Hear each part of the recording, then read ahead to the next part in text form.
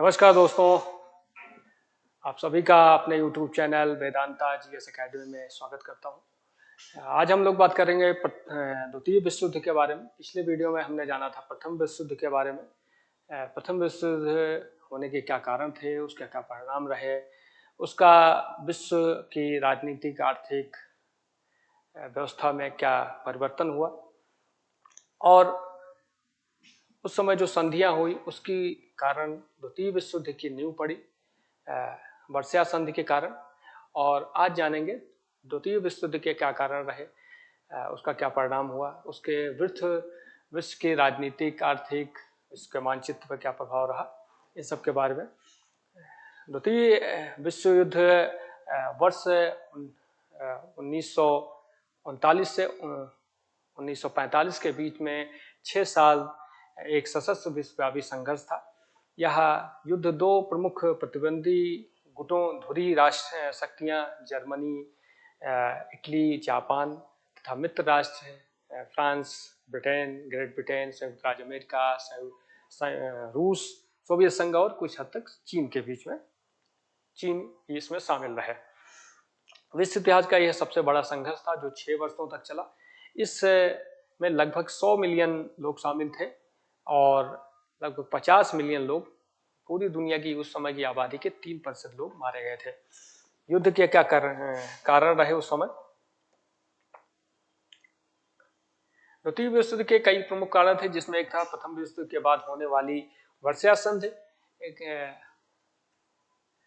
की कठोर शर्तें, आर्थिक मंदी, तुष्टीकरण की नीति, जर्मनी और जापान के सैन्यवाद का उदय, राष्ट्र संघ की विफलता आदि है। वर्साय संधि। प्रथम विश्व युद्ध के बाद विजयी राष्ट्र मित्र राष्ट्रों ने जर्मनी के भविष्य का एक फैसला किया, जिसमें जर्मनी को वर्साय की संधि पर हस्ताक्षर करने के लिए मजबूर किया गया। इस संधि के कारण जर्मनी को युद्ध का दोषी मानकर उन पर आर्थिक प्रतिबंध लगाए गए।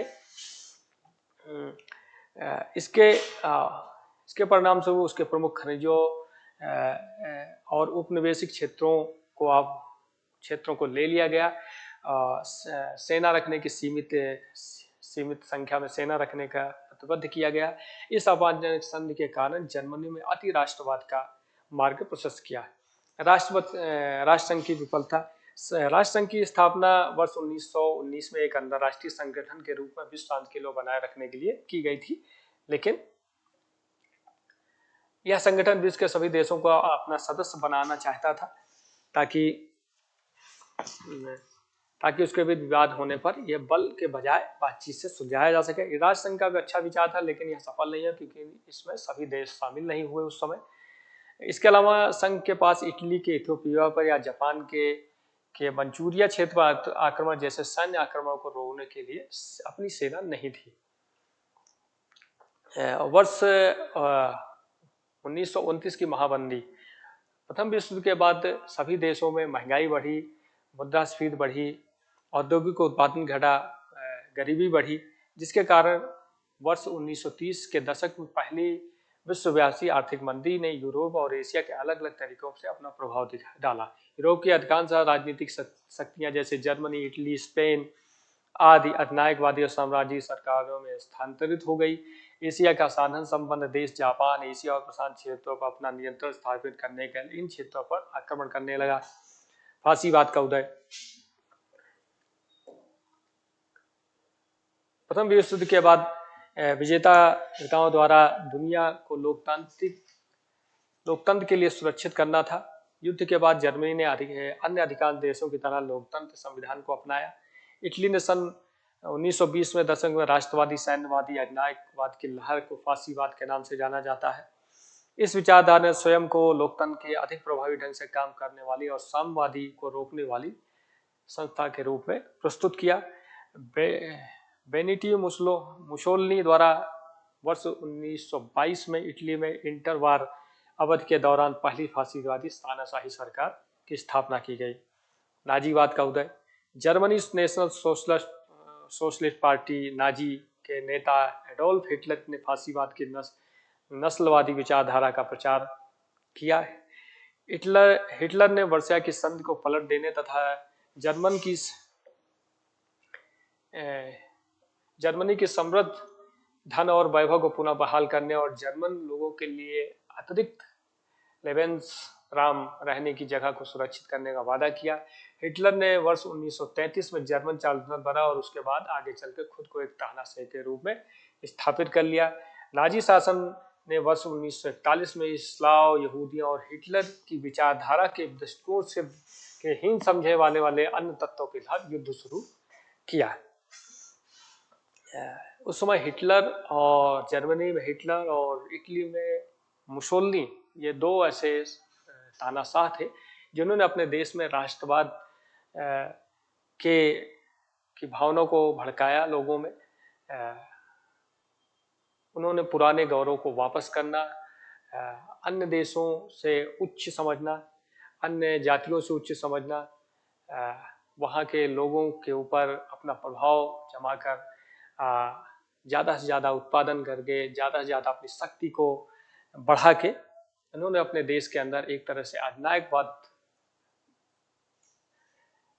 किया और आगे चल के यही अति राष्ट्रवाद जो है युद्ध के कारण बने। तुष्टिकरण की नहीं, हिटलर ने खुले तौर पर वर्षा संधि का उल्लंघन किया और जर्मनी के सेना तथा हथियारों को गुप्त रूप से निर्माण करना शुरू किया। हिटलर की गतिविधियों के बारे में ब्रिटेन और फ्रांस को पता था, लेकिन उनको लगा कि एक मजबूत जर्मनी जो है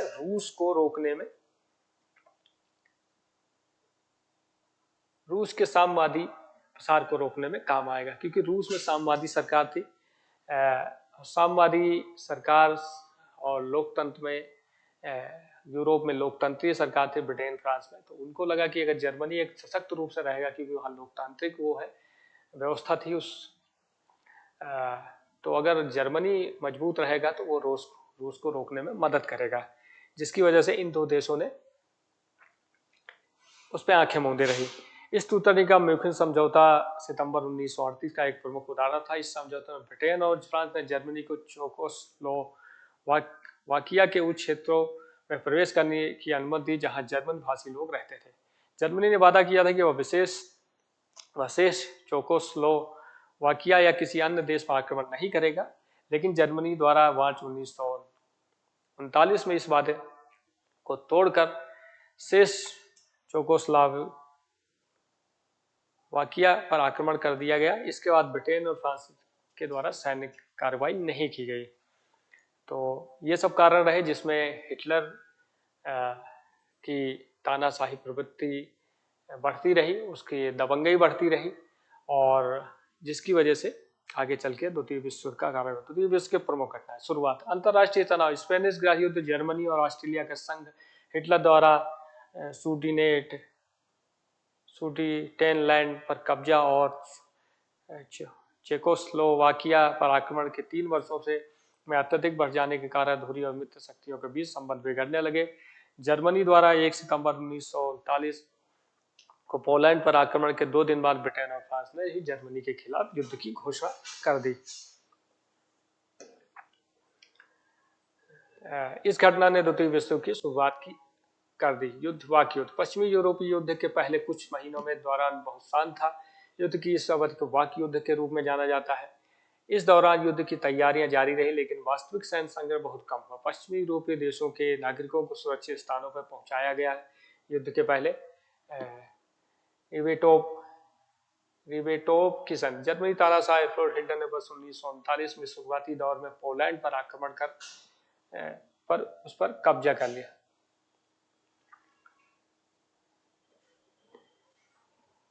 आक्रमण करने का निश्चय किया था। पोलैंड और फ्रांस और ब्रिटेन द्वारा जर्मन आक्रमण के समय सहायता दिए जाने का आश्वासन प्राप्त था। हिटलर का पूरा इरादा पोलैंड पर आक्रमण करने का था, लेकिन उससे पहले वह सोवियत संघ के विरोध को खत्म करना चाहता है। यद्यपि जर्मनी और सोवियत संघ के बीच मॉस्को में अगस्त 1939 में अनाक्रमण समझौता हो चुका था। हिटलर ने पहले पोलैंड पर आक्रमण करना चाहा। उसने निश्चय किया था कि पहले पोलैंड पर आक्रमण करेंगे, लेकिन उसके पहले वो रूस को अपने पाले में करने के लिए एक समझौता किया 1939 में कि एक दूसरे से हम युद्ध नहीं करेंगे। शीतकालीन 1940 रूस और फिनलैंड के बीच शीतकालीन युद्ध मार्च 1940 में खत्म हुआ था, और अगले महीने जर्मनी ने डेनमार्क और नॉर्वे पर आक्रमण कर दिया। डेनमार्क ने तुरंत आत्मसमरण कर दिया, लेकिन नॉर्वे ने ब्रिटेन और फ्रांस की सहायता से जून 1940 तक जर्मनी का मुकाबला किया। फ्रांस का पतन 1940। जर्मनी ने स्कैंडिनेवियाई देशों के साथ युद्ध समाप्त होने के बाद फ्रांस, बेल्जियम और हॉलैंड पर आक्रमण किया। इस चरण के दौरान पश्चिमी यूरोपीय ने तड़ित युद्ध प्रणाली का सामना किया। तड़ित युद्ध प्रणाली जर्मनी की सेना दुश्मन देशों पर लड़ाई हवाई हमलों के द्वारा उनकी सैन्य शक्ति को छिन्न भिन्न कर देते थे, जिससे इस तरह जर्मनी सेना दुश्मनों को मुकाबला करने का मौका ही नहीं देती थी। बिना बताए मतलब आक्रमण करते थे, हवाई हमला करके उनकी सैन्य शक्ति को छीण कर देते थे। हिटलर ने फ्रांस पर विजय प्राप्त करने के बाद ब्रिटेन पर भी आक्रमण की तैयारी शुरू की। तो 1939 से लगातार फ्रांस जर्मनी जो है छोटे छोटे जो अगल बगल के छोटे छोटे देश थे उन पे आक्रमण करना शुरू किया, संधियां की, और आगे चल के ये धीरे धीरे द्वितीय विश्व युद्ध का रूप लेता गया।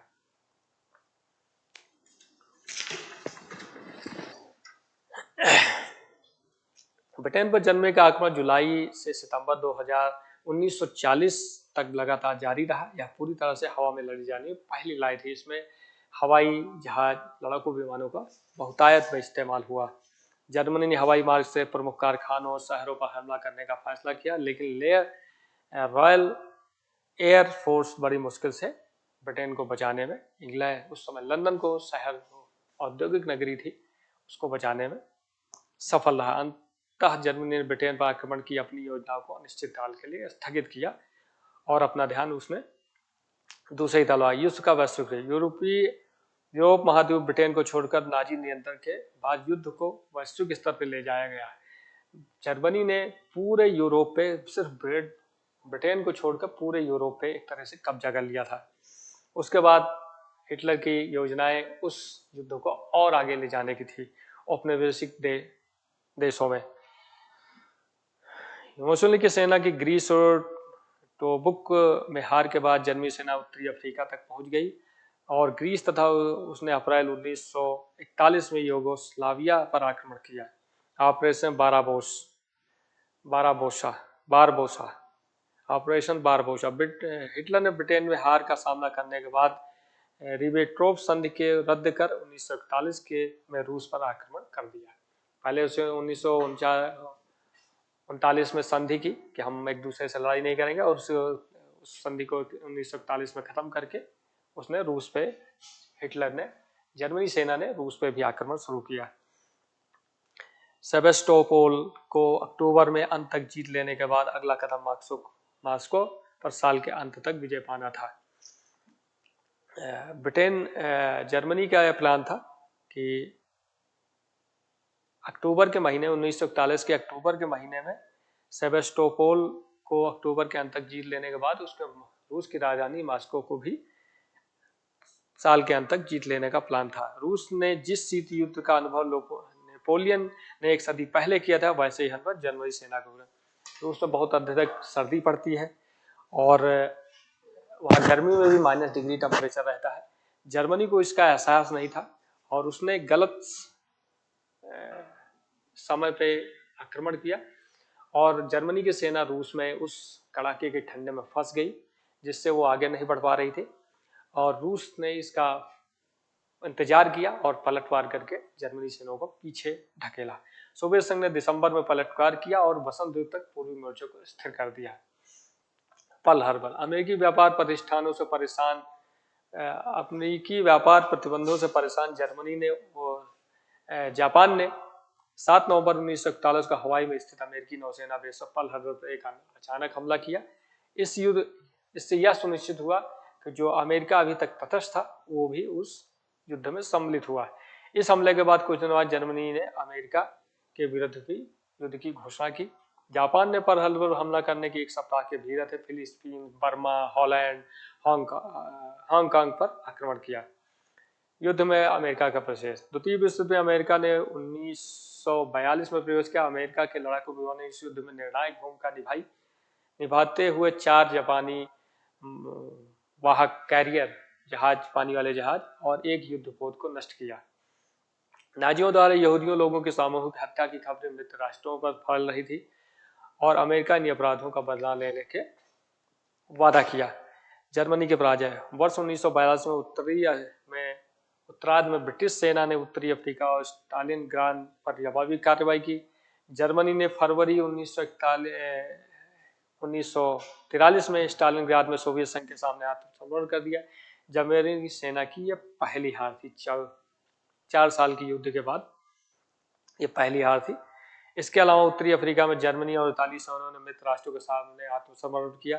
रूसी सेना ने पूर्वी मोर्चे पर बढ़त मिलने लगी, जिससे जर्मनी ने खार्किव और कीव, जो अभी रूस और यूक्रेन का युद्ध होता है, यूक्रेन की राजधानी कीव है, ये समय उसमें रूस में था, वापस ले लिया रूस ने। इसके अलावा मित्र देशों ने बम वर्षकों ने जर्मनी शहरों पर हमला शुरू कर दिया था। रूसी सेना 21 अप्रैल 1945 को बर्लिन जर्मनी की राजधानी तक पहुंच गई। हिटलर ने, जिससे जर्मनी के तानाशाह एडोल्फ हिटलर ने 30 तारीख को खुद को गोली मारकर हत्या कर ली और मुसोलिनी को इटली में देशभक्तों द्वारा पकड़कर उसको फांसी दे रहे हैं। जिसके बाद यूरोपीय देशों में युद्ध थम गया। उसके बाद जर्मनी ने 7 मई को बिना आत्मसमर्पण कर दिया और अगले दिन यूरोपीय विजय दिवस के रूप में मनाया गया। इस तरह यूरोप में युद्ध समाप्त हुआ। इसके बाद जापान फिर भी युद्ध में सम्मिलित रहा। उसके बाद अमेरिका ने जापान के 2 शहरों पे पहली बार परमाणु बम का इस्तेमाल किया। जापान मित्र देशों पर आक्रमण के लिए योजनाएं तैयार करता है तथा बड़े पैमाने पर लड़ाई और जनहानि की आशंका ने अमेरिका राष्ट्रपति हैरी ट्रूमैन को जापान के खिलाफ परमाणु बम के उपयोग को मंजूरी देने के लिए प्रेरित किया, जिसके परिणाम स्वरूप परमाणु उसी प्रकार के अन्य विनाशकारी बमों का विकास 1942 ईस्वी में ही कर लिया गया था, जिसमें से एक को 6 अगस्त 1945 को जापान के शहर हिरोशिमा पर गिराया गया और 3 दिन बाद एक दूसरा बम नागासाकी पर गिराया गया है। कोई भी देश इस तरह के हमलों को सामना नहीं कर सकता था, अतः जापान ने 14 अगस्त 19 को आत्मसमर्पण कर। जापान में आत्मसमर्पण के साथ ही द्वितीय विश्व युद्ध का अंत हो गया। द्वितीय विश्व युद्ध के बाद उत्पन्न नई महाशक्तियों का उदय। द्वितीय विश्व युद्ध के कारण कई देशों और महाद्वीपों की स्थिति में बदलाव आया। महाशक्तियों के रूप में ब्रिटेन और फ्रांस, जो पहले महाशक्ति के रूप में अपनी स्थिति को खो दिए, संयुक्त राज्य अमेरिका एवं यूएसएसआर रूस इनकी जगह ले ली। उपनिवेशीकरण की शुरुआत।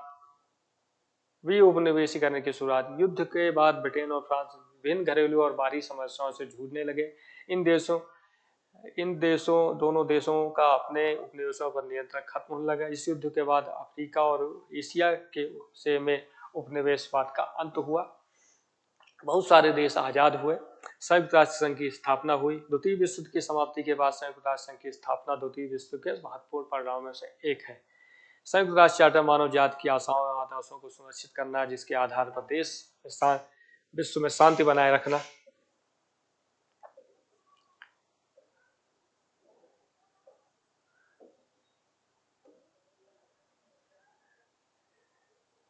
शांति बनाए रखने के लिए मिलकर काम करना। हालांकि द्वितीय विश्व युद्ध के अंत के बहुत से पहले अटलांटिक चार्टर के रूप में संयुक्त राष्ट्र की स्थापना कर सहमत बन चुकी थी देशों में।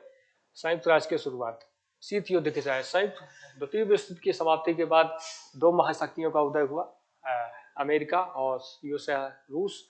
उसके बाद इन देशों में आपस में जो छोटे छोटे देश थे, इनमें अपने प्रभाव जमाने के लिए शीत युद्ध की शुरुआत हुई। युद्ध की समाप्ति के बाद साथ ही स्थापित करने के लिए जर्मनी के पोट्सडाम में एक सम्मेलन का आयोजन किया। हिटलर के साथ युद्ध में शामिल देशों को हार का सामना करना पड़ा। जर्मनी और उसकी राजधानी बर्लिन को 4 भागों में विभाजित कर दिया गया। इन 4 भागों को ब्रिटेन, संयुक्त राज्य अमेरिका, फ्रांस और सोवियत संघ द्वारा नियंत्रित किया जाना था। फिर भी बात नहीं बनी आपस में। फिर 3 पश्चिमी सहयोगियों और सोवियत संघ के मध्य कई चीजों पर असहमत थी। परिणाम स्वरूप जर्मनी को 2 भागों में, पूर्वी जर्मनी और पश्चिमी जर्मनी, पूर्वी जर्मनी पर एक कम्युनिस्ट सरकार और पश्चिमी जर्मनी पर एक लोकतांत्रिक राज्य के रूप में विभाजित किया गया। यह विभाजन ने शीत युद्ध की नींव रखी। नई विश्व आर्थिक व्यवस्था। ब्रिटेन वुड्स सम्मेलन को आधिकारिक तौर पर संयुक्त राज्य मौद्रिक और वित्तीय सम्मेलन के रूप में जाना जाता है। 1 से 22 जुलाई 1944 तक 44 देशों प्रतिनिधि सम्मेलन में शामिल हुए थे। इसका तत्कालिक उद्देश्य द्वितीय विश्व युद्ध और विश्व व्यापी संकट से जूझ रहे देशों की मदद करना था, जिसके कारण द्वितीय विश्व युद्ध के पश्चात युद्ध प्रभावित अर्थव्यवस्था और पुनर्निर्माण विकास के लिए अंतर्राष्ट्रीय बैंक IBRD, जिसे अब विश्व बैंक के नाम से जाना जाता है, की स्थापना की गई। विश्व बैंक की स्थापना द्वितीय विश्व युद्ध के बाद विश्व आर्थिक व्यवस्था को सुचारू रूप से चलाने के लिए की गई थी।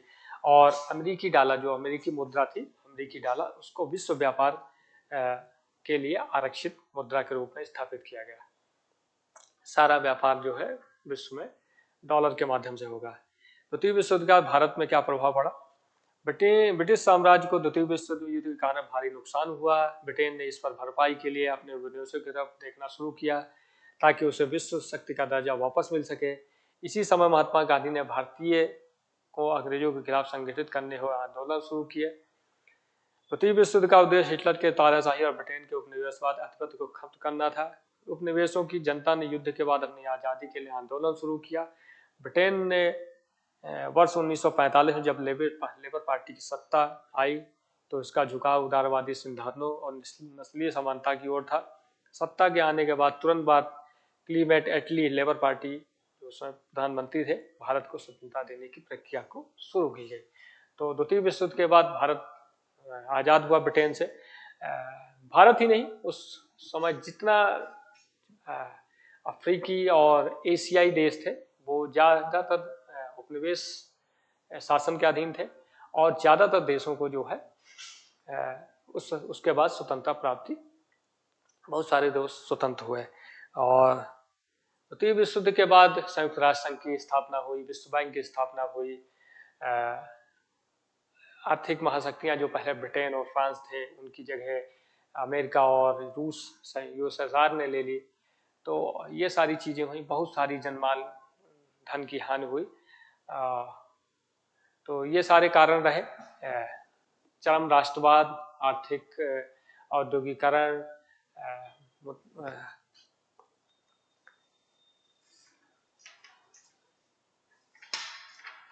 द्वितीय विश्व युद्ध के बाद जो आर्थिक विश्व व्यवस्था है, इसमें संयुक्त राष्ट्र संघ की प्रमुख महत्वपूर्ण भूमिका हुई। इसमें धीरे धीरे विश्व में शांति स्थापित करने के लिए बहुत सारे शांति समझौते हुए और तब से अभी तक पूरे विश्व में छोटी मोटी लड़ाइयों को छोड़कर अभी तक वैसी कोई स्थिति नहीं बनी है जिससे ऐसी युद्ध हो। तो द्वितीय विश्व युद्ध वर्ल्ड वित्त इतिहास की प्रमुख घटनाओं में से एक है। इसमें बहुत सारे प्रश्न आते हैं प्रतियोगी परीक्षाओं में। आज के लिए इतना ही। धन्यवाद। जय हिंद।